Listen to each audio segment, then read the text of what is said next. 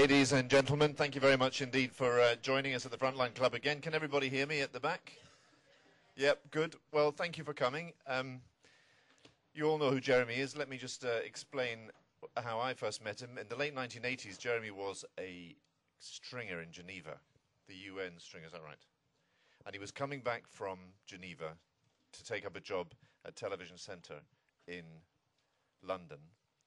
And he went in to see the man who was then our boss, Chris Kramer, who's now president of CNN International.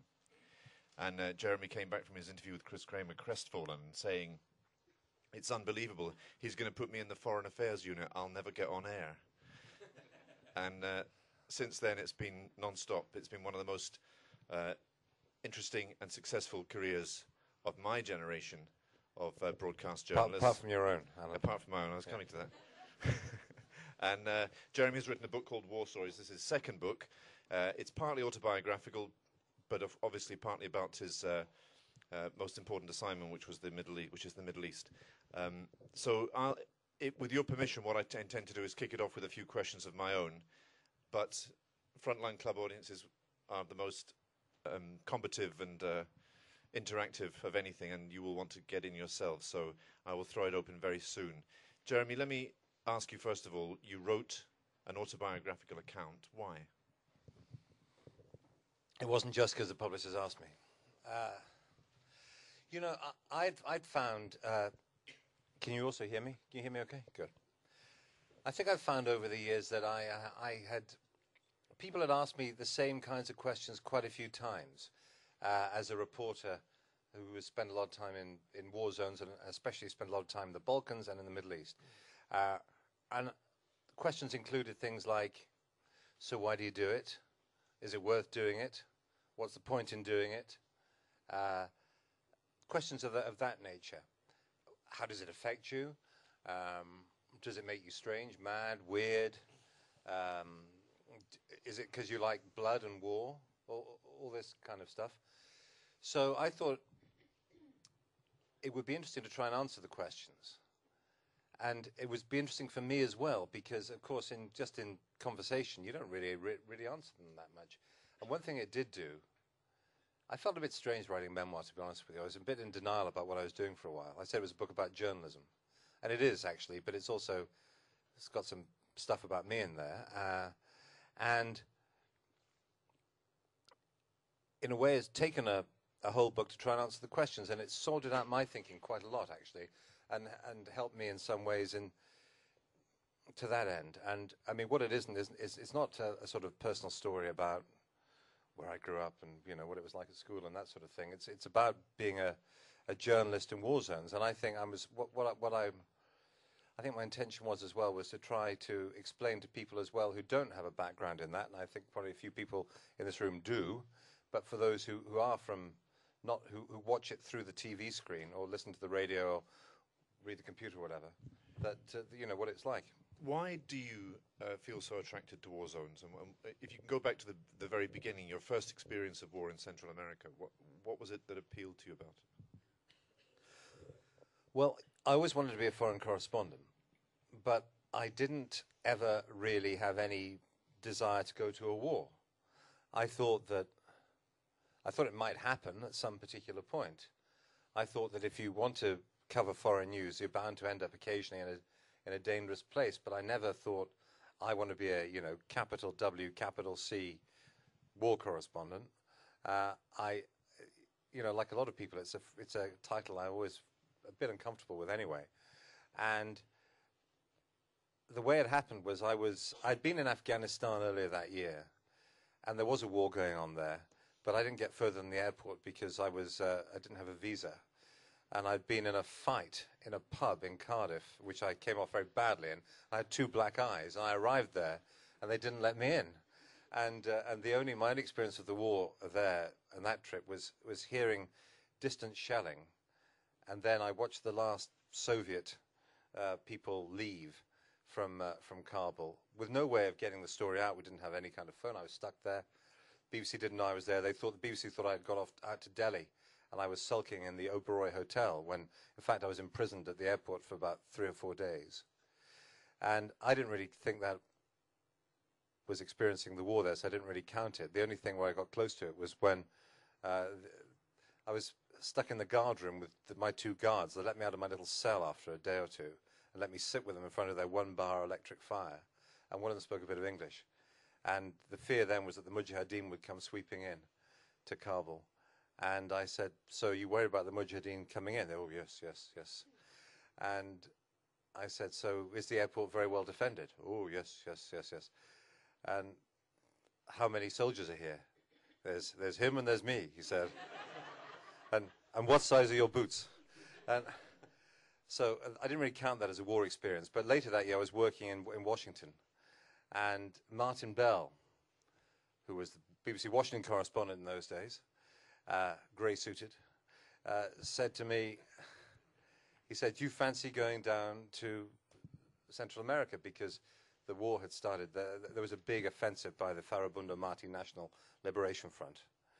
And I gulped. Which country we're talking about? El Salvador, sorry, I should say. El Salvador. And there was fight against San Salvador. It was big news in America. It was one of the biggest things in the whole war there. And so I went, and I was amazed by what it was like, and I was a bit bitten by the experience. Why? What was it like? Well, to start with, there's this, maybe slightly puerile, but still important feeling that the first time you're in a place where they're shooting and you're not killed, and they're shooting, you hear bullets coming over your head. I found it tremendously exciting, that side of it. I also found I like the camaraderie in the Camino Real Hotel, or the fact that the only people there were journalists, and that because of the dawn to dusk curfew, you couldn't go out. You sat watching the trace of bullets flying as you drank champagne. I thought it was in a film, quite frankly. And I started to get an inkling of the real purpose of it all, which is to get at the story and to try to get a light into the worst places, and to try to, I think it's very important, and I think that the only real rationale for what you and I have done, and many others over the years, is to try to be a witness. So I got the first feeling of that, of being in a place where the world's attention's at, where things are very tough and very difficult, and where there's a complicated story to be told. And as time went by, but initially it was excitement. I have to admit that. And I remember seeing my first dead body. I'd never seen anything bad. I hadn't seen a dead body, so I was working with a Viz News cameraman, a local guy, and he said, "There's a dead body down there." He'd been doing this every day for 10 years. He said, "There's a dead body down the road. Should we go and film it?" They're just telling us. So I said, "Oh God, okay then." And so I went there, and I thought, well, how am I going to react? Am I going to be sick, or cry, or whatever? But none of the above. I was fine, and so I suddenly saw this whole other form of journalism opening up, which I had never really thought about that much, to be honest, up to then.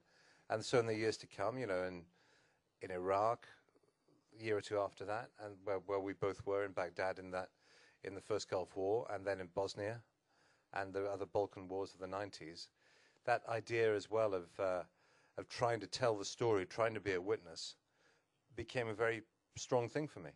And did it stay as exciting and exhilarating as it was that first time? Did the drug sustain its power?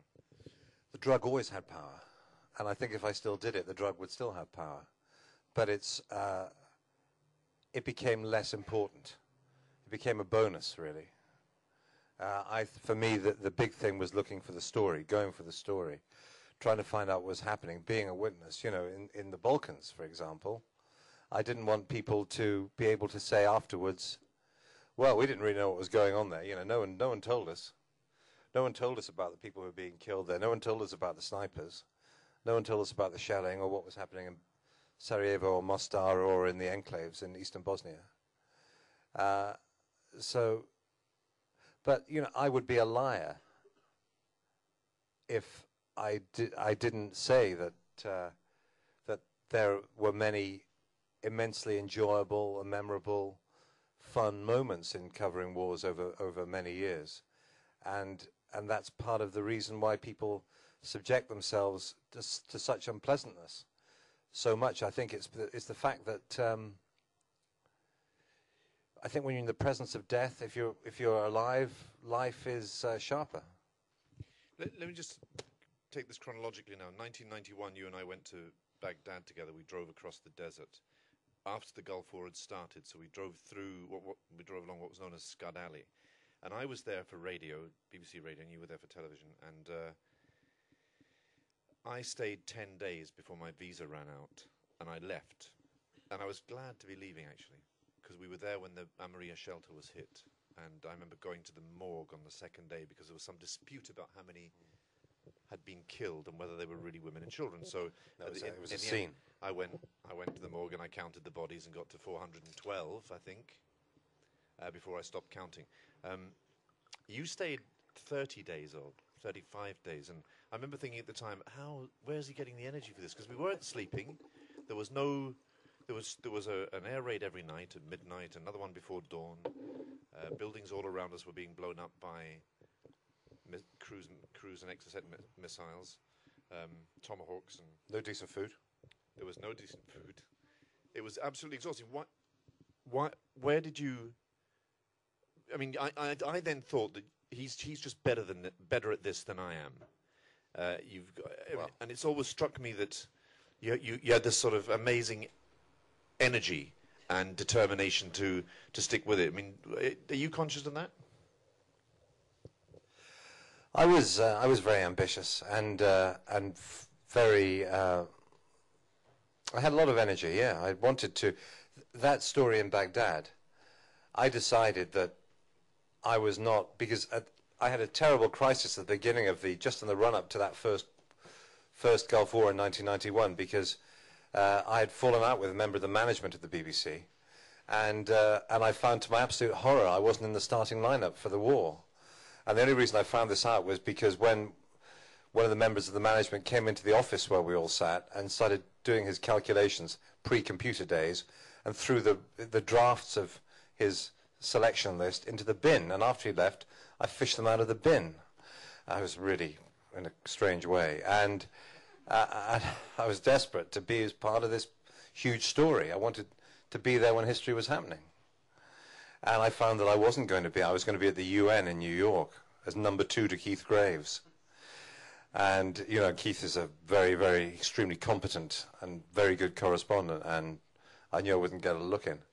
So I was gutted. And then suddenly, John Simpson, who'd done the first few days of the war, was taken ill when he got back to Amman after they were kicked out by the Iraqis. And so they called me in New York and said, "Do you want to go?" I said, "Yes." And I was determined. I thought it would take angelic night. I was determined to stay to the bitter end, however long it took. My mindset was there for the long haul. It was. I didn't even think twice about it, and I didn't seem strange. I thought you were a bit.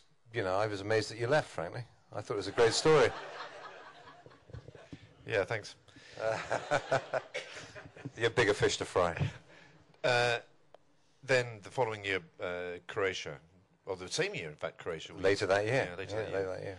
How big an experience, how important an experience was the breakup of Yugoslavia for you? It was a very big and formative experience, I think, because to start with, you know, having grown up in Europe in the 60s and 70s with the Cold War, and I remember when I first started learning about nuclear weapons and things like that, and what they potentially could do to us.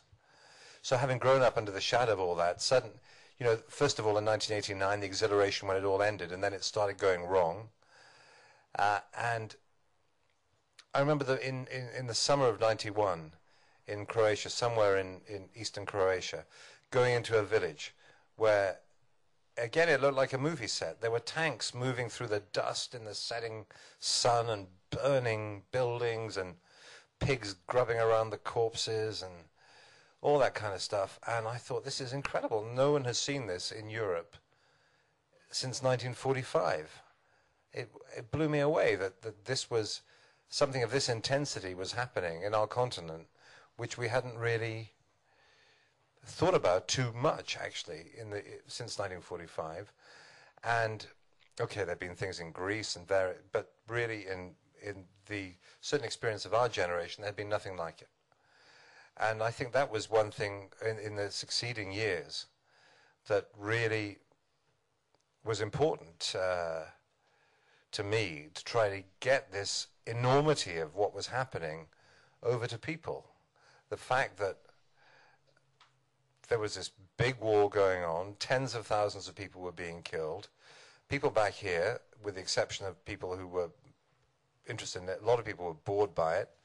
And in a way, I think we probably as journalists, well, I certainly as a TV journalist, I think we possibly failed quite a bit, because the number of people who used to say to me,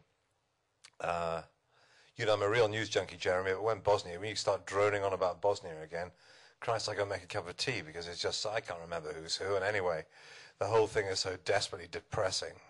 I went to see a publisher because I wanted to do a book about Yugoslavia, which I eventually did, and the publisher said to me, "Are you kidding? Yugoslavia, it's on television every night and nobody understands it." And I thought, that single sentence is such an indictment of us. Yeah, and the fact that people didn't understand it. Now, there's one of the... I've tried to take some lessons for that in trying to report the Middle East. Now I've got my current job as Middle East editor at the BBC. Because I think that... I'm interested to see what you think, but I think that I think we pussyfooted around a bit too much. I don't think I was a bit nervous about getting into the politics of it. You know, I understood the politics of it because we talked about it the whole time and talked to people about it.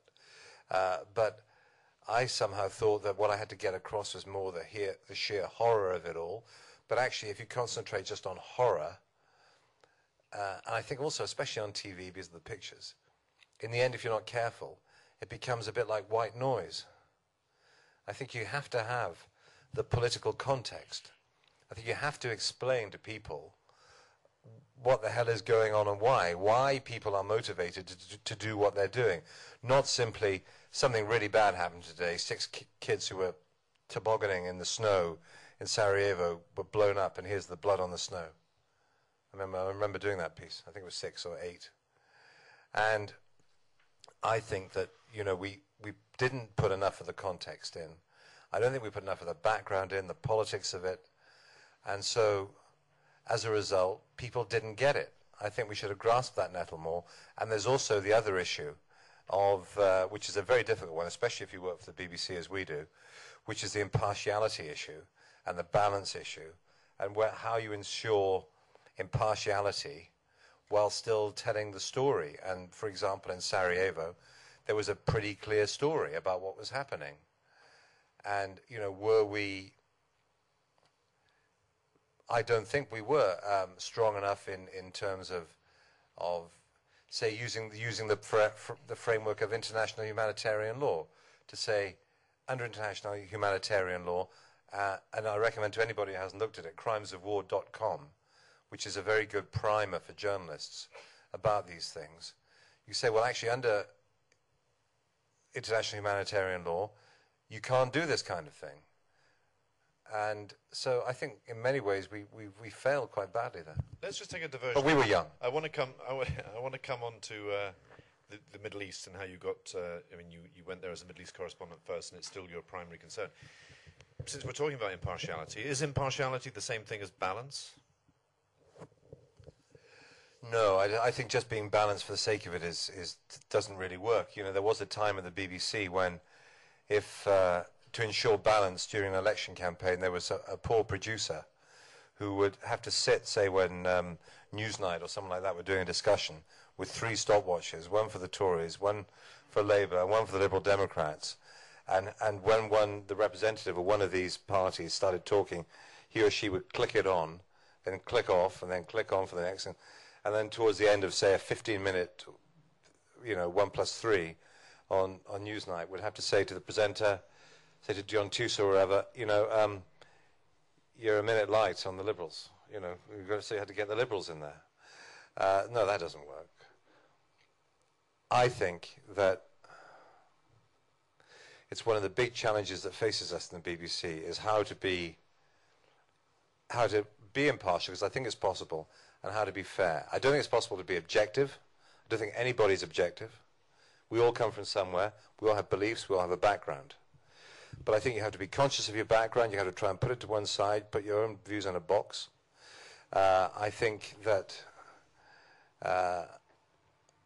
you have to essentially, in my job as Middle East editor now, what I try to do, at the end of the day, I have to try and make a call on the story.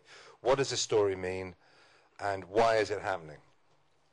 I don't always succeed, but what I try to do is I try to expose my thinking, essentially, expose the analysis. Why do we, okay, so if I end up by saying, this is happening, how did I get there? Well, so in the course of the piece, which of course, especially if you're dealing with TV, which is a difficult medium, which in many ways is it's very difficult to explain things on TV quite often because of the constraints of the medium, unless you get crackerjack material that day. What I try to do is to say, well, I try to show why it's happening. Well, this is happening, so this is happening, this is happening, so this is happening. So therefore, what it all adds up to is this, ladies and gentlemen. And I have to try and make the call at the end of it. And it's a difficult line to tread. In fact, after the war in Lebanon this summer, some colleagues and friends of mine from a leading national newspaper said to me, quite in an impromptu way, informally said, God, I'm amazed you got away with all that editorializing over the summer. And I didn't think I was editorializing. What I was trying to do was to make a call. And for the BBC, it's a difficult thing to do. But what we absolutely cannot do, because that really is a bias against understanding, is to say, on the one hand, and on the other hand, so therefore the truth lies somewhere in between. That just does not work. It's nonsense. And you have to try and tell it as it is, even if it does mean you offend people. Yeah, there's that old adage that old story about a man walking into a bar and two guys are arguing. One's arguing 2 + 2 = 4. The other one's arguing, no, 2 + 2 in fact equals 6. And the BBC reporter saying, well, clearly the truth lies somewhere in between. And it's about... Yeah. That was us in Bosnia, probably. Yeah, that was us in Bosnia. Let's get to the Middle East, because I want to throw it open. Why were you attracted? You went to the Middle East in, 95? Yeah, I'd been there quite a bit before as a visitor, but I went to live in 95. I lived there from 95 to 2000. Why? What was attractive about the Middle East to you? I think when I was growing up as a journalist, I joined the BBC in 84. In the 80s, it was the big story, and then it was the story when I was starting out that I really wanted to do. And before that, it was the big story, and I just saw it as one of the great places to go if you want to be a foreign correspondent. I think it's a theme park for reporters, the Middle East. It's difficult, and you're not going to make many friends if you try and report it fairly. But I think it's still, to me, it's quite compelling. Right, I could ask questions for the next hour and a half, so I'm not going to stop now. So let's. There's a question here. Wait, can I ask you to wait for the microphone? If you wanted to tell us who you are before you ask your question, you're welcome to do so, but you don't have to. Thank you very much. Mohammed bin Madani, Maghrib Review. Jeremy, how do you see the Middle East in 20 years' time? I'm really pessimistic. I'm really, the question was, how do you see the Middle East in 20 years' time? And I'm very, the Middle East is a big, big area. But if we narrow it down a bit to say a pretty small area, the area which is the Israelis and the Palestinians, Iraq, Syria, the Levant, Lebanon, I'm really pessimistic about it, because I think, to start with, I think that the central conflict in the Middle East between the Palestinians and the Israelis is as far from getting better as in any time since I've had anything to do with it. And I don't see any particular light in the horizon. I think that the invasion of Iraq in 2003, I think 2003 was one of the big watershed years in the Middle East, on a par with the years after the First World War, when the British and the French carved up the Ottoman Empire, on a par with 1948 and the creation of Israel, on a par with 67 when Israel captured what we call the occupied territories and created the shape of the Israeli-Palestinian conflict as we know it now. 2003 is up there with those key watershed years. And if you look at any of those years, you'll see that the consequences of those years we're still feeling, actually, even those years after the First World War, when the borders of modern Middle Eastern countries were set. So we're going to be feeling the consequences of 2003 and that invasion for a long time. I'm talking about a generation or more. I think that the pressures in the Israeli-Palestinian conflict are so intense. Long-term pressures, pressures of population, pressures of too many people in a confined space, one piece of land that two people want, and they still haven't found a way of sharing it and probably won't. I see the prospects for a two-state solution, which I personally think is the only way forward there, receding fast. I see there's the growth of extremism, and not just Islamist extremism, though that's clearly the one that most of the focus has been on. No, I'm really, really pessimistic about the Middle East. I think that our interventions in it from the West have not been helpful, and we'll see the consequences. I hope I'm really wrong about this. But the thing about the Middle East conflict, especially the Israelis and the Palestinians, which makes it special, is its ability to make people who've never been there, who've never probably going to go there, angry. So it has this unique propensity to export trouble, not just in the region, but around the world. So I am very pessimistic about the future of the Middle East. Is it still true that a majority of Israelis and a majority of Palestinians still favour a two-state solution? Yes. This is the kind of mad, insane part of it. But then again, there's a question of what is the two-state solution? How do you split the land? Is it the 1967 boundaries? What about the Jewish settlements? What about the fact that more than 400,000 Israelis are settled in territory captured in 1967? And Israel's put a huge amount of money into those areas. What about the right of return? Including Jerusalem, including... Yeah, as I'm saying, the West Bank, including East Jerusalem. No, I think a major difficulty is that neither side have really grasped one of the fundamental truths, which is if you want to make some kind of a deal for a peaceable future, I'm not even talking about peace, absence of war, they have to make big sacrifices. Sacrifices which none of their leaders have really had the guts to talk about and to tell them. So a lot of them are still living in cloud cuckoo land, saying, oh yes, we accept peace. And both sides say this. We accept two-state solution. But actually, what does that mean? It means giving up a lot of the things that they've always been told, and this is both sides I'm talking about now, have always been told are absolutely sacred. And when leaders have occasionally tried it, it doesn't really work. I mean, Yitzhak Rabin on the Israeli side, he didn't really talk that much about it, but he was trying to give back some land to the Palestinians, which he, as chief of staff in '67, had led the army that captured it. And when he tried to do that, he was shot.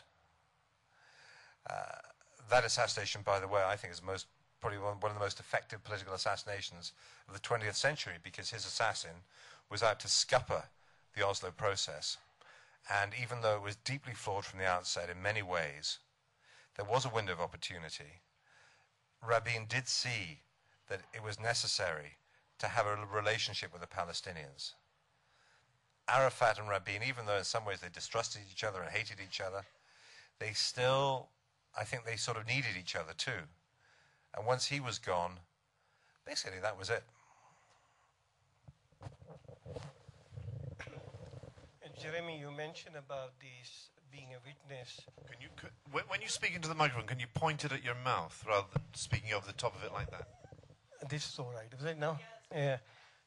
You talked about being a witness to the war stories and the war zones and all, and I think one of the seminal failure of BBC, and I don't regard its so much under the kowtow of government, for instance.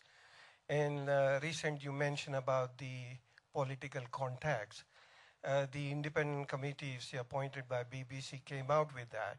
And even now BBC, barring I think only Guardian or Independent, no media gives real stories. In Fallujah, depleted uranium, you have not talked about in detail, precipitating, using the security barriers, apartheid wall, or the militant, you see, where there are freedom fighters. All euphemistic, you see, where there are settlements, there are colonies, they're not. And you look at Paul Wood, you see, absolutely, and I think the best person you can look at is an independent journalist like Dar Jamal, Ali Gaet, Robert Fisk. I would not rely for my information. And there is an interesting website called International Clearinghouse. If anybody wants to see the real news. Okay, so let me just give. So I'm talking. My question is that you, as a well-paid journalist with all the perks, and your desk editor breathing down on you, you will not be reporting anything which is informative to ordinary people. And why do you think we behave in this way?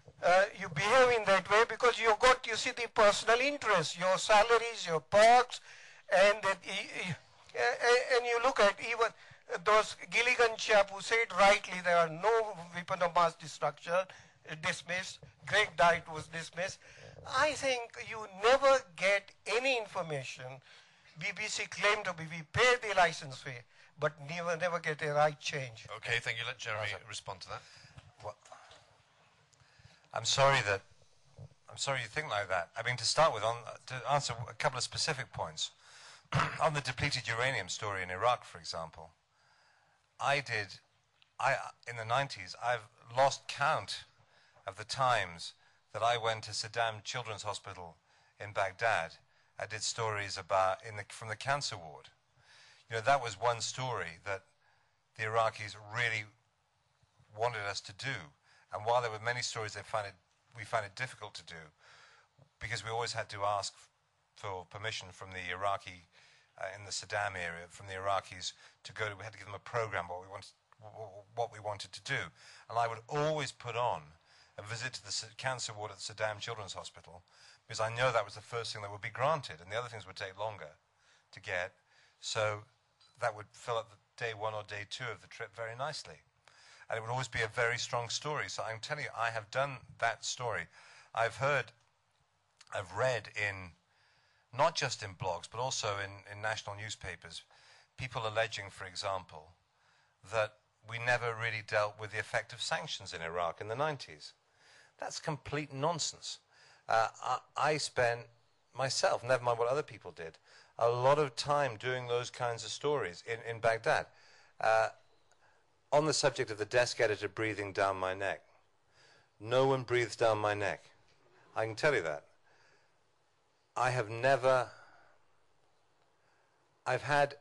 be completely straight. I've had 1 or 2, since I had this job, never mind the 23 years I've been with the BBC, but in the 18 months or so that I've been Middle East editor, I've had one dispute with my editors in London, with the editor of some of the news programs there, about the content of a story.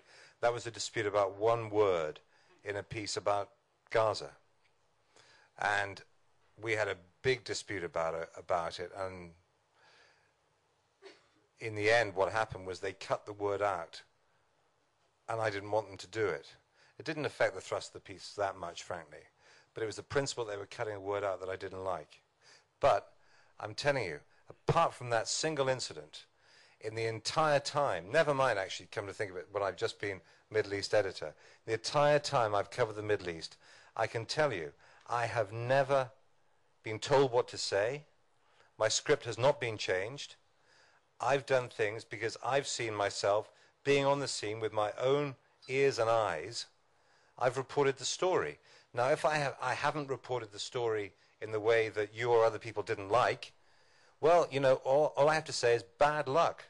I reported the story as a journalist who, without being immodest, a great deal of experience, I reported the story the best way that I could. And I suppose there's one more thing I want to say, and that is that if you work for the BBC, we really do try to be fair. And that means, you're shaking your head, he's shaking his head. And being fair means that we can't be on people's sides. And the one thing I've found in terms of working in the Middle East is that everybody wants you to come down on their side of things. Everybody wants to be the victim. Hey, wait a second, let me finish. You've had your say. Everybody wants to be the victim. And so, even when people say, we absolutely understand you have to look at all viewpoints, but then, very often, what they want is for people to come down on their side.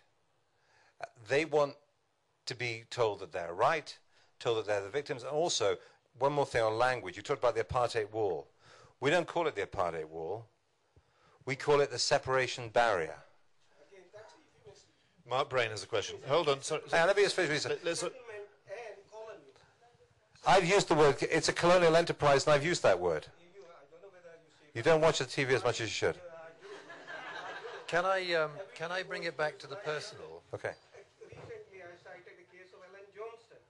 When the Israelis soldiers they were kidnapped, and the other way it's detained. The way they use Allan Johnston is completely biased. And I think you're afraid to be classified anti-Semitic. The word anti-Semitic uses and you frighten. Well, I'm not frightened, and I'm not anti-Semitic. And I say captured. Mark Brain. I wonder if I could perhaps bring it back a little bit, Jeremy, to the personal. I suspect that in your book there's quite a lot of personal anecdote and a description of your own experiences. You did a very interesting film a couple of years ago on your personal experience as a war and a correspondent covering pretty nasty things. Can you tell us a little bit about the impact that it's had on you and the message that you would want to pass on to other journalists, and particularly younger journalists, about how they can keep their emotional resilience in place when they're confronted by the very worst things that human beings can do to each other? Yeah, I do touch on that quite a bit in the book, and in some ways the material of that film I've expanded to make into the book. For me, the absolute worst moment of my entire life, let alone my reporting career, was in May 2000, when I was working with a bloke who'd become a friend of mine, Abed Takush, who was a Lebanese guy who worked for the BBC for 25 years, and it was the last day of the Israeli occupation of South Lebanon. After 22 years they were leaving. We were following them out, and I wasn't trying to get near the action. I was trying to do the story of the civilians who were flooding into the area, who hadn't, in many cases, been there for 20 years. For me, that was much more interesting, and also it was dangerous to get up to, too dangerous, you couldn't get too close to them. So we stopped near the border wire, South Lebanon, overlooking Israel. In a sense, a little bit, impulsively for me, because I lived in Israel at the time, I was slightly,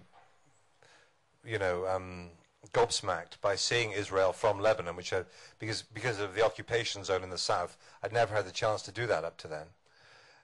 And so I could see Israel. I was in Lebanon. I thought these would be good pictures to have. I could do a piece to camera. So I get out of the car with the cameraman, Malik Kanan, a very experienced Lebanese guy.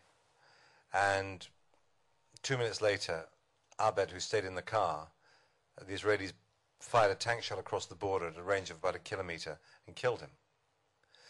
And we were stuck there for a couple of hours. Initially, I said to Malik, we've got to go up there and see if he's still alive and if we can help him.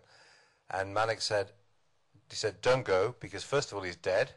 And second of all, if you go up there, the Israelis are going to kill you. And after I still felt gutless. I felt completely gutless in not going up there. But I knew he was right, because I'd had first aid training from the British Army. I knew one of the major things is don't become a casualty. I still felt like a coward. He was my friend. He was up there. He was 100 yards from me, and he was dead. But I didn't really know that. but I thought he probably was. But what if he wasn't? What if he was a bit alive? But after about 10 minutes, I had the guts to stick my head out of where we were hiding, and the Israelis fired a heavy machine gun, and the bullets came over my head. I could hear them.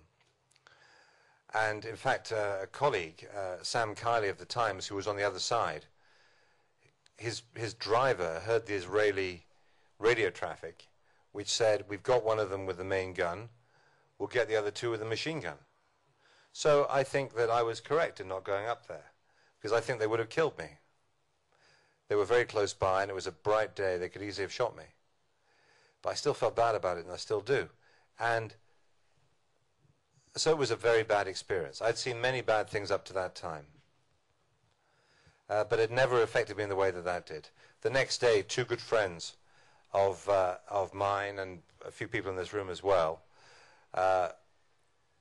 Miguel Gill and Kurt Schorp, were killed in Sierra Leone in an ambush. And so, you know, it was 3 people I knew well, killed in 2 days, one of which I saw them die.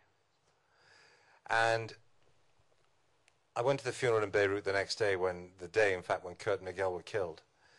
And I got back the following day to South Lebanon, so I wanted to start work again, because I couldn't really think of what to do otherwise. I wasn't really feeling a great deal, actually. I'd been upset at the funeral, but I felt okay, but a bit blank. And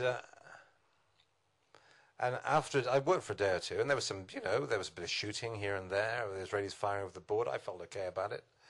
Well, I didn't feel much about it, but I felt, I could do it. I sort of wanted to prove that I could do it. But then, a colleague who I hadn't known very well came up to me and said, "Look, I was involved in an incident in Central America a few years ago, and where I think she was in an ambush, and quite a lot of people in the car she was in were killed, and she wasn't.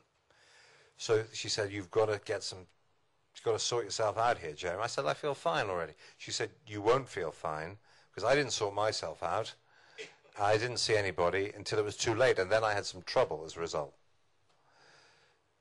So about that time, I started having various symptoms.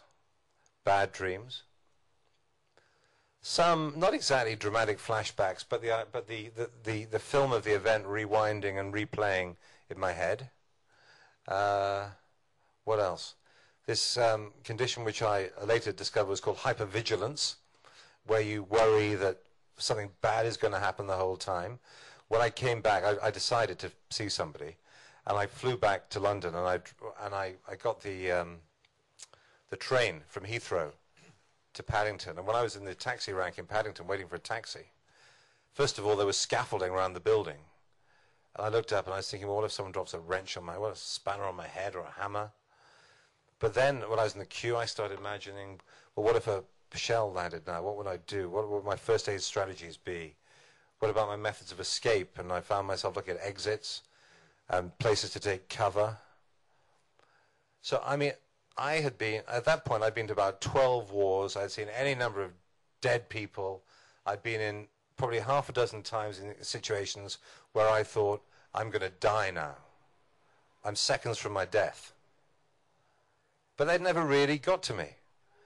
I'd gone and had a drink with some sympathetic Scotsman in the bar or something like that, and it was okay. We'd have a few drinks, we'd sort things out, it would be fine.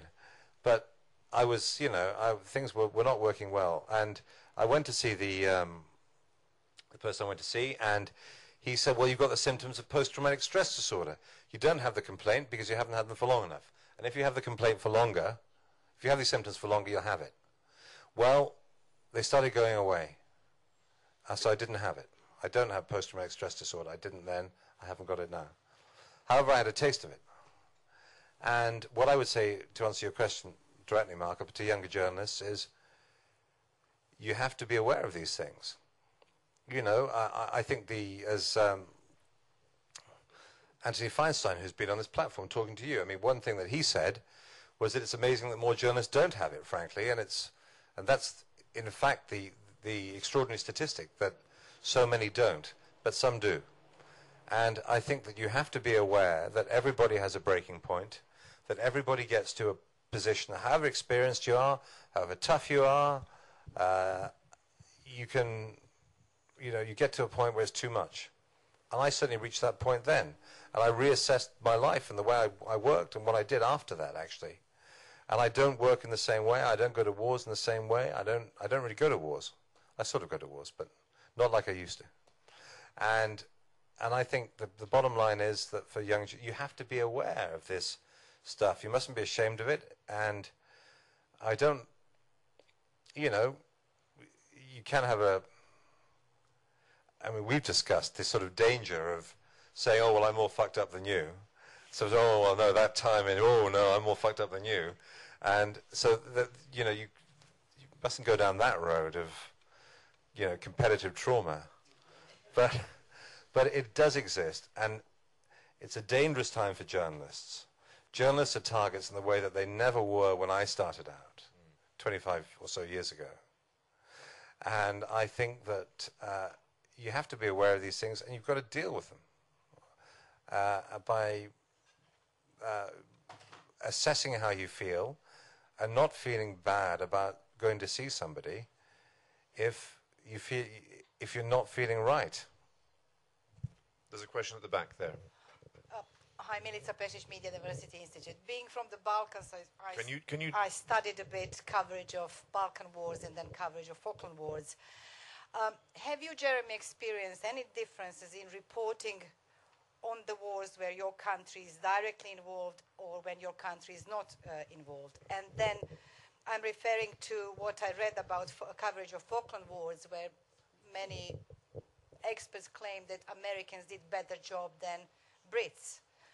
And then to my colleagues from the Balkans who covered Balkan wars and always complained that it's much easier for people who are from outside to report than people who are inside. Americans did a better job than Brits in the Balkans? No, Falkland War. Falklands, yeah. Well, Falklands was a bit before my time, but I was doing my finals at university that year. But actually, that's interesting you say that. The Americans did better than the British, because the only journalists who actually got onto the Falkland Islands during the war travelled with the British task force. As embeds, which we're all told is something new, but yeah, it's not at all. No. They actually had to get on the ship in Portsmouth, or wherever it was, or Southampton, Portsmouth, was it? Yeah. Southampton, and sail down in a very stately manner down to the South Atlantic, where they went ashore with the army. There is a difference if you are covering a war in which your country is involved. You're under more pressure as a result. There's no question about that. If you work for the BBC, you are, for example, under more pressure from the popular press, elements of the tabloid press. After the war in the Gulf in 1991, for example, I was libelled by the, and I know it was libelled because they settled, and I was very grateful that they did. And anyone wants to libel me again, they're very welcome. By Express newspapers about my coverage of the attack on the Amaria shelter. Alan and I were both there. He unfortunately was not libelled. I was not libelled, I was ignored. Yes. So I bought a house. Anyway, that's not the point. But and the thing about it was that was because I was I was the bearer of bad tidings to a country that was at war. The headline in the Express, no, in the Star, was Lord Haw Haw reborn in Baghdad, and a picture of me and a picture of William Joyce. Picture of me, you know, BBC reporter doing my best, next to a man who was executed for treason for broadcasting from Berlin. It was a good libel. So no, the answer is you are under more pressure, and the fact is what you have to do is to be aware of that and try to resist it. And you have to really not be at all afraid, as a journalist, in offending people, in being unpopular, in hurting people's feelings. I think it's very good, for example, that my colleague David Loyne went and did interviews with the Taliban in Afghanistan. I think that was a really brilliant piece of journalism, and I was jealous I hadn't done anything like that myself. I mean, I thought he did a great job. It's nauseating, isn't it? Yeah, it really makes you sick, I know. So I think that, back to the Falklands, because the Americans say weren't on the Falkland Islands, did they do a better job because they weren't there? I don't know. Maybe they did, maybe they didn't. I probably not, I suspect, because I always think that in journalism, a basic rule is to try to narrow the distance between yourself and the story. I think that they probably did a very good job from the places that they were, Buenos Aires or wherever. But there's another job to be done, which is where the stuff is, where the things are happening. So, and as for Yugoslavia, towards the end, Britain was involved in UNPROFOR, and were we swayed because of the involvement of British troops? I certainly wasn't. I used to think that, say, when I took over for some of my colleagues who'd spent 4 weeks in Vitez following white painted warriors around central Bosnia, I thought that would then be a very good time to spend 4 weeks in Sarajevo, where there weren't many British soldiers at all. Yes. David Stewart, long-term resident of Cardiff. Jeremy, I've got about 50 pages of your book left to go. One serious point, one a little less serious. You describe a Bosnian Serb saying to you in terms, why are the British and the Americans supporting the Muslims? This is all about Islamic fundamentalism. And one day you'll regret not siding with us. And that struck me like a great clunking fist. I wonder what your reflection on that is 12 years on. The slightly less serious point is, as I read chapter by chapter, your book reminds me a bit of Gareth Edwards' autobiography, because he describes drink in each chapter. And then in his last chapter, he says to the casual reader, well, rugby and drink have got a connection. You describe some pretty eccentric methods of getting hold of the local hooch in combat zones. Was it the only way to get through the night, or was the alternative too dreadful to contemplate in these places? You know, maybe new generations, things have changed, but certainly on the deal with the drink thing, first of all, I was always a keen drinker as a young man in war zones, yeah, very keen, not during the day, but in the evenings. Because I was young, I was much fresher in the morning than I would be now. I think that if Sarajevo was rerun now, instead of staying up till 3 in the morning drinking loza and vranac and the various other local delicacies, I would be like Martin Bell was at that time, or Kurt Schork. I'd have been in bed by about 9 o'clock now if I think I was just to deal with the next day. I think until you're about 35, it's okay to do that kind of thing. On the hang on, what was the first part of the question? The Bosnian Serb who said to you, oh yeah, you should be on. Well, did you ever hear that? I mean, I heard that many times. The whole thing from the Bosnian Serbs saying, don't you guys get it? We are fighting your wars here. The Muslims are out to get you. They're out to get the West. We are part of the West. They're part of the East. They're out to get us. Why can't it be like World War II? Why can't it be like when Churchill was in charge? Why can't it be like when Fitzroy MacLean parachuted into Yugoslavia? You know, why can't it be when we were friends? And and the pattern would often be you turn up somewhere and they'd be hostile, you have a few drinks, and then you'd have that conversation. And I had it many times. I suppose the implication of the question were they right? Perhaps, in a way, loosely. No, they weren't right. I don't see a global Eastern Muslim conspiracy against us in the West. I don't see that. I see extremism in different forms in different places. But what I see is a variegated picture. I don't see a black and white world. I'm not talking about colors here, I'm talking about creeds. Manichaean kind of world. Manichaean, I can never pronounce that word. World where there's a right and there's a wrong. I see much more complexity. I also think about, as I said earlier, I'm from a generation which grew up in the Cold War under the threat of nuclear annihilation, and I studied it quite a lot at university. And one thing, especially once the Cold War ended, and people looked into the records and they realized that there was a massive amount of misperception involved. There were big mistakes made. that there were people in Russia, in the Soviet Union, who really thought that the Americans were going for a first strike and wanted to wipe them out. And equally, there were people on the other side who thought the same thing. When actually, neither side was trying to do that. They quite like the chance to have the capacity to be able to do that if necessary, but it wasn't really their first objective. And what I wonder is, I hate the phrase war on terror. I don't think it brings a lot. It adds a lot to our understanding. So I think that I look at what's going on now and I wonder, are we as wrong about, are our governments as wrong about what's going on now as they were at the height of the Cold War? As I work for the BBC, I can't possibly tell you the answer. Can I just have a... Except, yeah, they are wrong about it. Do you mind if I just have a little 30-second pop at that question? There were two kinds, there seemed to me to be two kinds of political aspiration that emerged in Bosnia from the ruins of Yugoslavia. One was very familiar to me as a Western, fairly liberal person. The other one was completely alien to me. The one that was alien to me was the kind of ethnic fascism that was espoused by the nationalist sides. The one that was familiar to me was inclusive, non-ethnic or multi-ethnic, depending on how you see it. And the second of these two things was largely associated with what we came to call the Muslim side.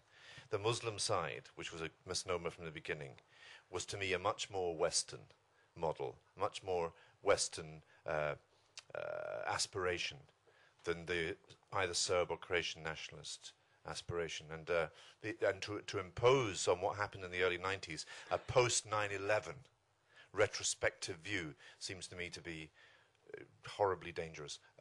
Who's got the microphone now? Yes. Yeah. Hi. First of all, I'd like to say thank you. Can you talk into this? Okay, sure. Sorry. I'd like to say thank you because over the years I've always enjoyed your reporting. And I'm very sorry that I'm going to go back to the BBC impartiality. Maybe it's not an issue that we should raise with you, but the overall BBC impartiality is a little bit difficult for me to swallow, to be honest. One of the ones that I can recall during the Iran-Iraq war, that was when we were good friends with Saddam Hussein. The Iraqi side bombed the Halabja, they used chemical warfare, and as far as I can remember, the only footage that there is available is from the Iranian news agency. There's still no footage, and you couldn't hear much about it, and to be honest, I mean, there must have been a mention. I mean, recently, we hear about it because Saddam is enemy number one in Iraq and whatever, so that's one. But that's one point. And this is just something that I remember off the top of my head. I'm sure other people would remember other things. And also during actually the recent Iraq conflict, although BBC had reporters like Raghi Omar and people like that, it just personally, on a personal level, every time I watched the BBC, I felt that, well, this is not giving me the whole picture. This is not giving me the whole story. And often, although I don't even speak Arabic, I would turn on the Al Jazeera without even understanding what they were talking about, just to look at the pictures, just to look at what was going on from the other side. And I'm just really surprised that, although I actually really enjoy your own personal reporting, I'm really surprised that you're defending BBC like this as some sort of impartial institution or whatever. I don't want to get into any conspiracy theories of why BBC might not be impartial. Go on. But I'm go not. on.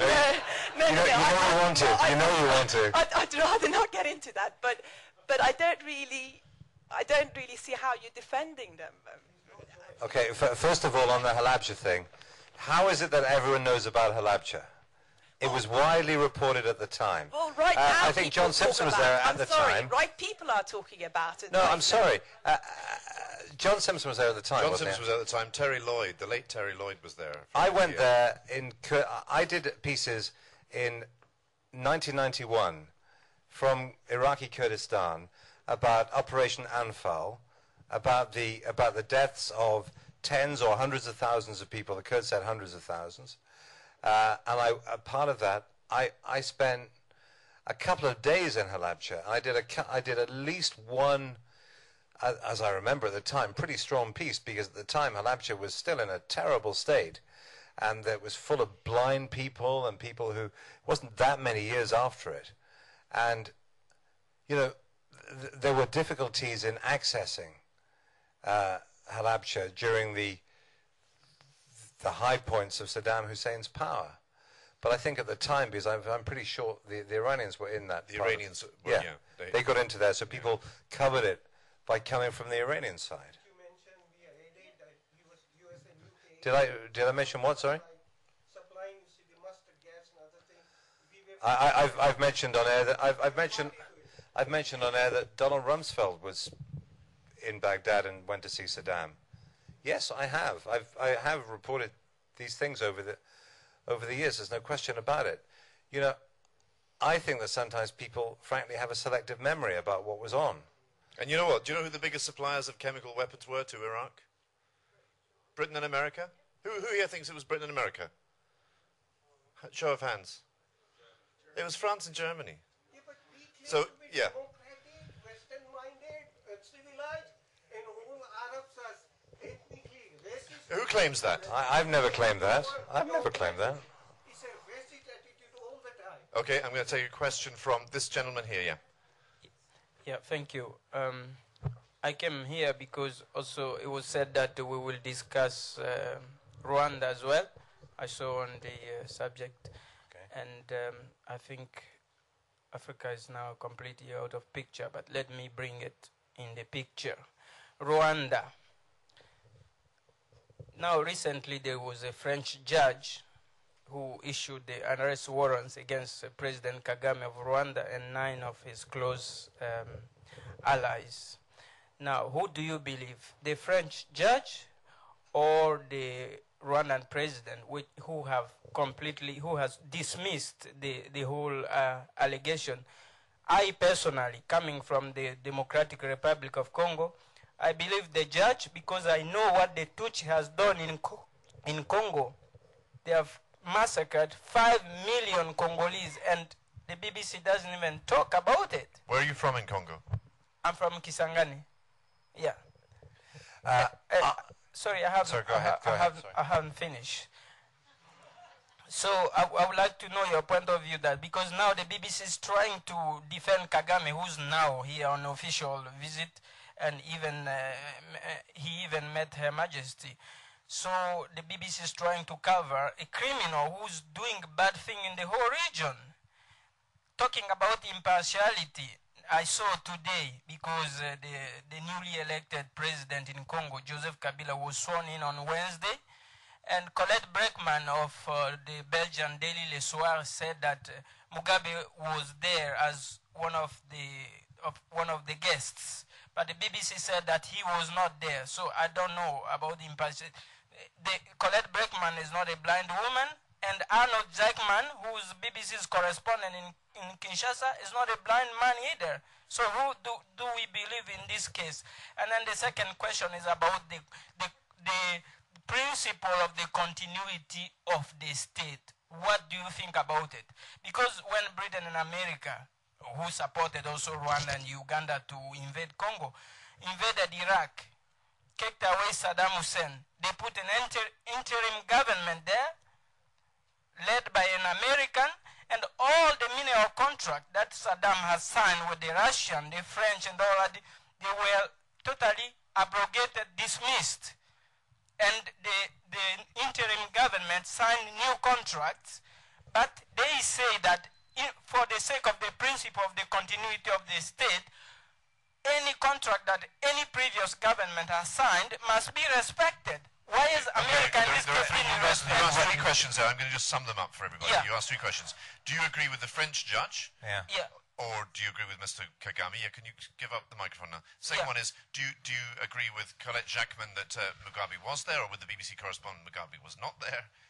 And what do you think of the principle of the continuity of the state? I'm going to be quite disappointing on this question because I was in Rwanda in 1994, and in that period in the early 90s, I was in Africa quite a bit, but I haven't been there since 1994, so I'm not up to date on these current issues. I can't tell you who was there at the inauguration of President Kabila.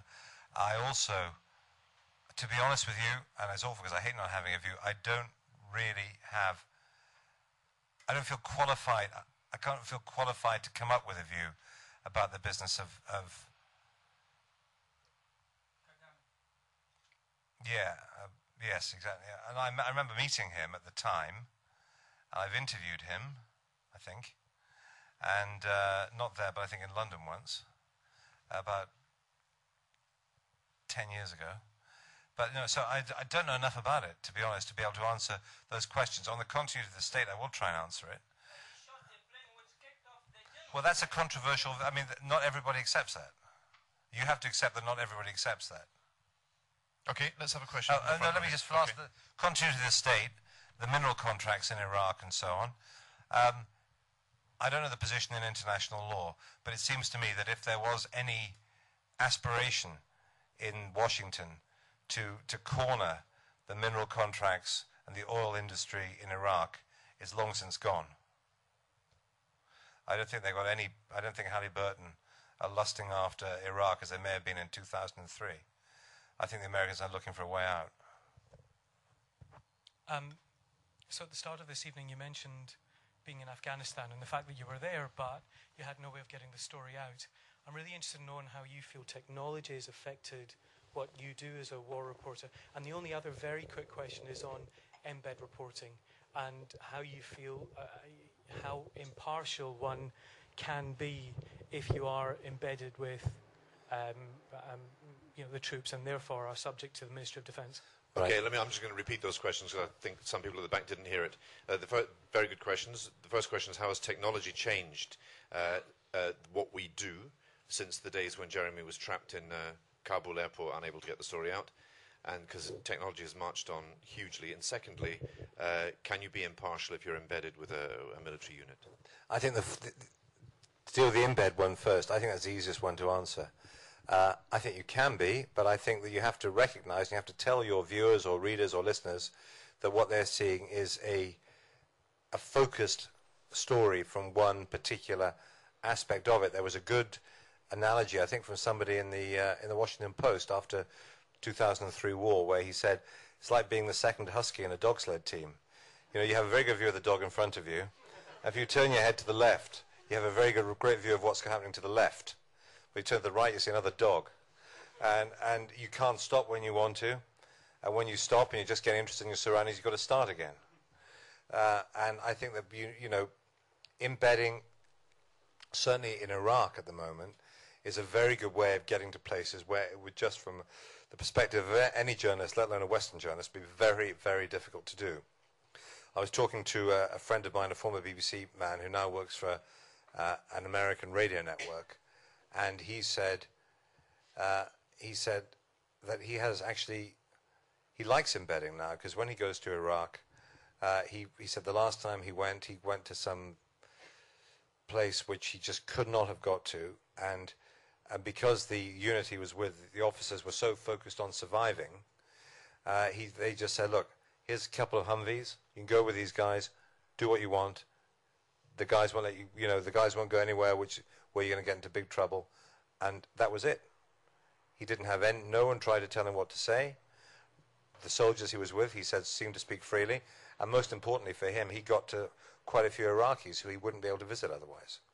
So I don't think it's an evil, but I think it's just part of the truth. I think it's actually quite a good expedient way of doing things. On the thing about technology, that's actually much more complicated. Technology has transformed the way that we work in the broadcast media. Even in the relatively brief time that I've been doing it, 23 years since I joined the BBC, it has transformed everything.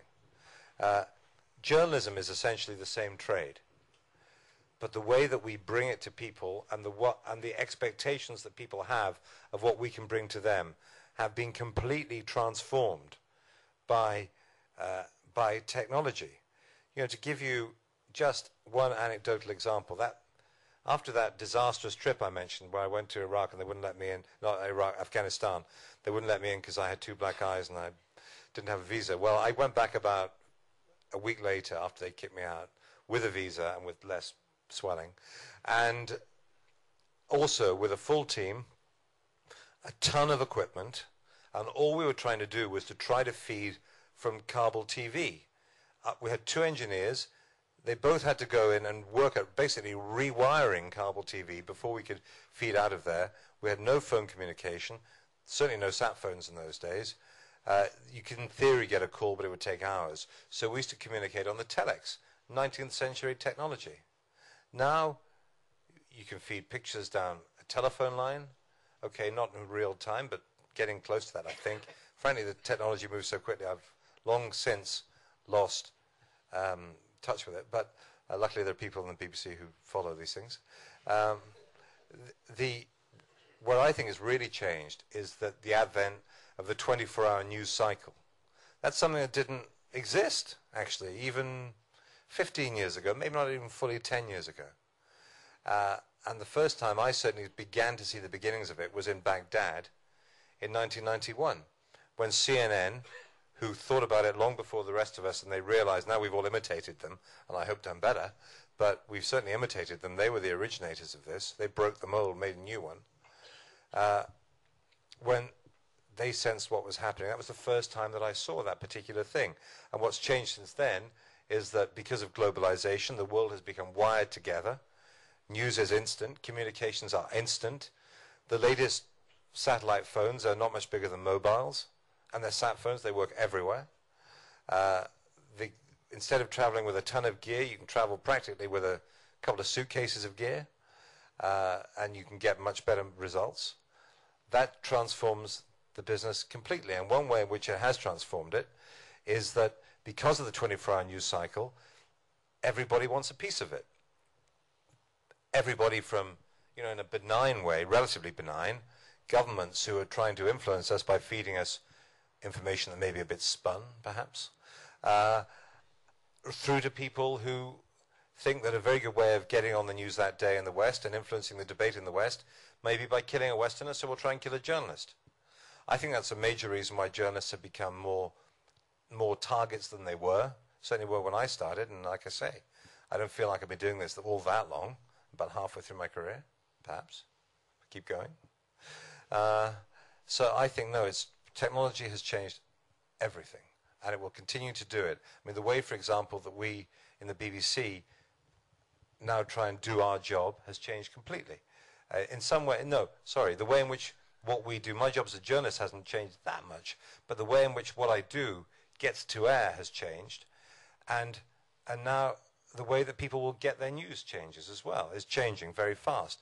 People want it not when we want to give it to them, but when they want to have it. And that's a big change. And it continues. It continues very fast as well. I'll tell you a story about Jeremy and technology. In 1991, when we found out we were going to Baghdad together, I was the radio man, he was the television man, so he always had people to do these things for him. We were given a huge satellite phone. It was the first generation, and it took 2 men to lift it. And we went up onto the roof of the hotel in Amman to have our lesson on how to use the Marriott Hotel, how to use the satellite phone. Jeremy was not paying attention. There were complicated things to use in those days. Nowadays, you just set it up and you dial up. And in those days, you had to type in the coordinates of the satellite, latitudes, longitudes. Anyway, I had to pay attention because I was a radio guy. I was relying on you, Alan. I was relying on you. I've stayed silent about this for 15 years. And I want to remind you, Jeremy, that you owe your entire career to my ability with technology. And thank you. Thank you, Alan. Yes, there's a question here. Jan Kiso, Jeremy, you mentioned yourself that it's basically impossible to obtain objectivity, and I think some of the questions here kind of then question this overall impartiality of the BBC as well. Especially now that you don't have any longer 1 or 2 television stations, but 30 to 40, isn't there maybe even a stage sometime where you just have to say that you should sort this impartiality and become, just state an opinion? But the basic question is, from a purely consumer perspective, am I better informed by switching between Al Jazeera and Fox News, or shall I stick to BBC? Well, I really like what I've seen of it, the new Al Jazeera English station. I'm not saying that because I would like to be offered £600,000 a year tax-free to work in Doha. But you couldn't take the pay drop, could you? That would be terrible. I wish, in my dreams. But I think diversity is a good thing in that sense. No, if we drop trying to be fair, we just become cheerleaders. And in some way, as a, as a journalist in, my mid-career, in my mid-40s, I can sort of have a fantasy about being, say, a newspaper columnist, where you could vent your particular views on something and be employed for your views. And I think that would in many ways be a great job. I think everybody, and particularly as your life rolls on, you find your views about things hardening in all kinds of ways.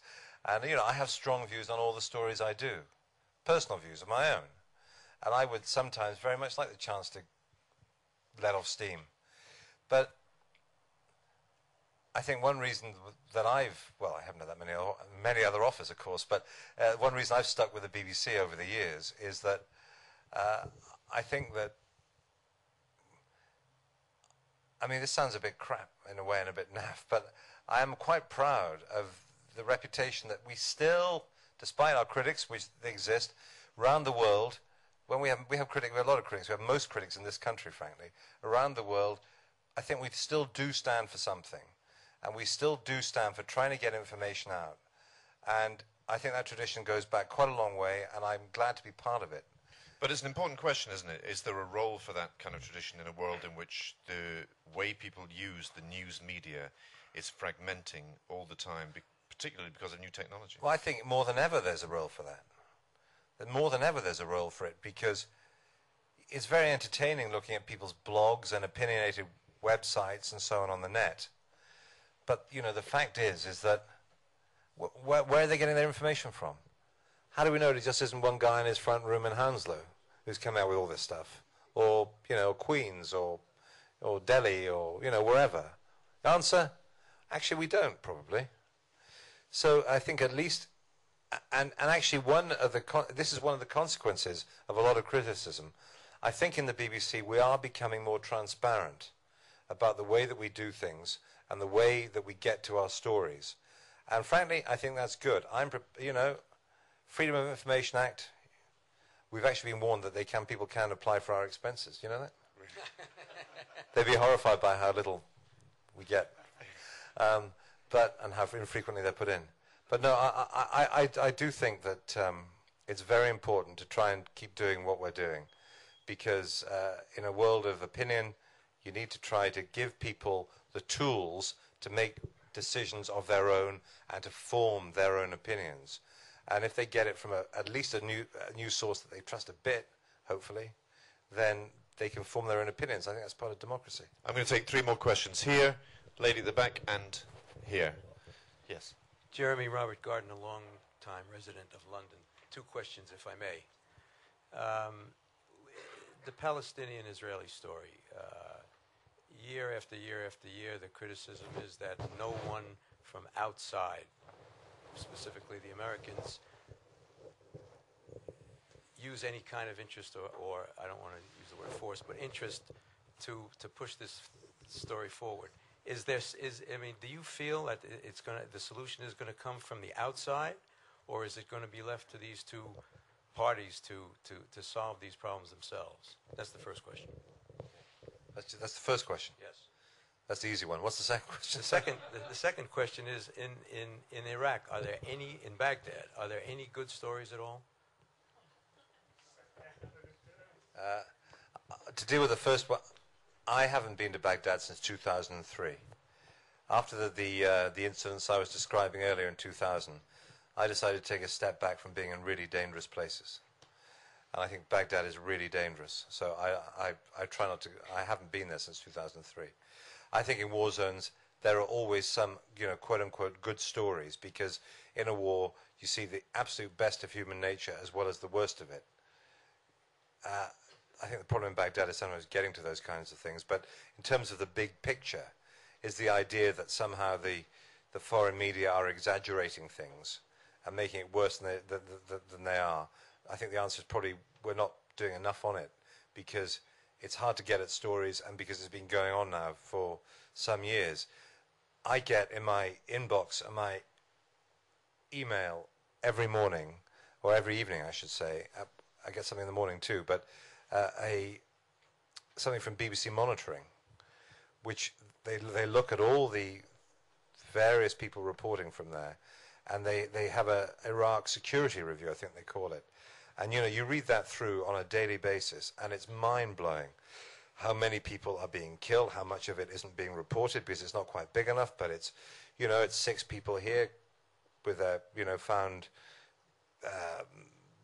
badly dead with signs of torture. It's bodies found in rivers. It's, killings, kidnappings. A lot of that doesn't get on to the mainstream media, frankly. So I think, if anything, it's worse than we make out.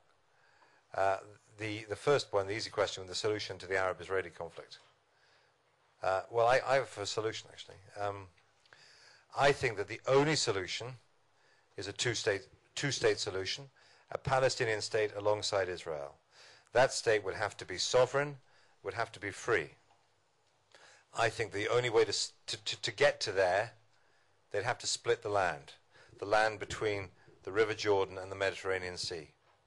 I think the most sensible split that most people would, if they agree in splitting, would in a way go for, are the boundaries that existed until 1967, between 1948 and 1967. Therefore, the basis of a Palestinian state would be the West Bank and Gaza. And actually, as you mentioned earlier, a lot of people in polls, Israelis and Palestinians, agree with that. And I think there's a way of doing it, perhaps, if they agreed on the split, and I'll come back to that. And I think that's where, say, the Americans could come in. I think that the only way it could happen would be with international guarantees, with some kind of separation or peacekeeping force, peacemaking force. I think it would take a massive international intervention, also huge amounts of compensation for Jewish settlers who would have to move, for Palestinians who would have to give up the right of return to what became Israel after 1948. Will any of these things happen? I think it's looking less and less likely. I think, as I said before, the cost of making that kind of deal is something that no leader on either side has really spoken about to their peoples.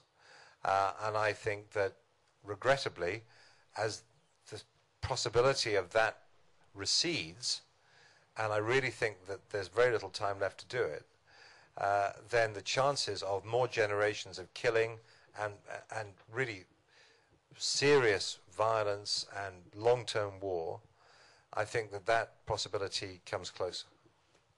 I want to take these last two questions together because we're going to have to wind up shortly. Yes, lady at the back. I love the fact that you said that you could say whatever you want and you will make the news that you want to make, and nobody's ever changed your what you want to say or edited your words. Once. So once. Once. That's right. And I can understand that working for the BBC must be incredible. It must be wonderful to be working for them. I've just moved to Royal Marsden as a cancer doctor, and I don't want to leave there either. It's wonderful. It's on Fulham Road. But do you feel that after a while one starts to develop some form of self-censorship that's intrinsic and it's almost beyond your control, that you're not really conscious of it anymore? That's a great question, actually. Hard one to answer. Let me just take the last question down here.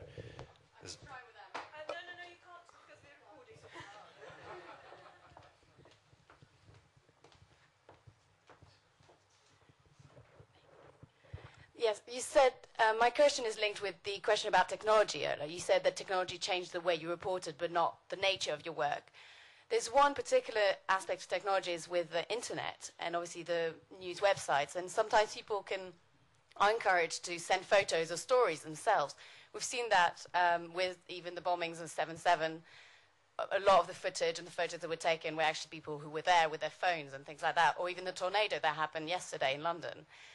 Do you think that in a way that might change the nature of your work because it is a completely different kind of journalism? Do you think that it might actually be the end of reporting as we know it, or do you think that it's just a separate thing entirely? I'll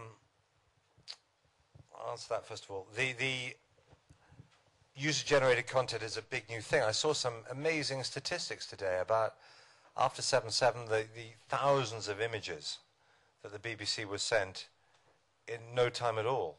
And that continues to happen with stories. I think that if the management of the BBC, you know, all-knowing and all-seeing people, as we employees of the corporation know, decided that because they were getting so much content for free down the pipe on the internet, that they could therefore then go ahead and sack all the journalists that live there, who work there, then it would change things greatly. The challenge of user-generated content is try to use it and to embrace it, but also to apply to it the standards of journalistic rectitude that we would try to employ in the things that we do ourselves. You know, it's particularly good the way that people now, when an incident happens like 7/7, very quickly the police put the barriers up, but there are thousands of people trapped inside with phones that take pictures and take videos, and they can send them off from within the cordon. And that's something which made a big difference. And I think, so that's a good thing. That's a force, I think. You know, essentially, I think as journalists, what we should be after is more freedom of speech, more ways to ensure freedom of speech, and more ways of reflecting important stories. So user-generated content is a big part of that. But as I say, it has to be, the provenance of it is important, and the way that you use it is important. Self-censorship. We used to say in Iraq in the 1990s, and this is why I think that's an interesting question, when we used to go into Iraq in the 1990s, the censor is not at my desk, he's in my head. And there's a sense in which... Yeah, well, I tell you, the reason for that in Iraq was because we knew that we couldn't get away with what we wanted to do. You know, Iraq was, in a way, Iraq under Saddam Hussein, reporting Iraq under Saddam Hussein was a bit of an unsatisfactory period for journalism for those of us who were doing it, because you could report half the story really well, and half the story in the 1990s was the fact that there were these very strong international sanctions that were killing hundreds of thousands of people and causing a catastrophe in many ways in Iraq without hurting the regime noticeably. But the other side of the story that we couldn't do from inside Iraq, except for inside the Kurdish part, which was different because it's been effectively self-governing since 1991, that side of the story, which is this place is run by a blood-soaked dictator who everybody's terrified of, we couldn't do, because he was a blood-soaked dictator and everybody was terrified of him, even the closest people to him, because they were worried that they could get killed. We couldn't say those things. I was expelled from Iraq in 1994, 3, I can't remember exactly, because, not for the first time, but because there was one piece I did, and actually I just got sick of it, and I used the phrase Saddam Hussein's network of coercion and repression. And I'm telling you, I was up in front of the guy who was in charge of the Ministry of Information at that particular time, Uday al-Qusay, remember him? Very nasty man, who I hope has come to a sticky end. And he would kick me out instantaneously. We had to be at the border by midnight.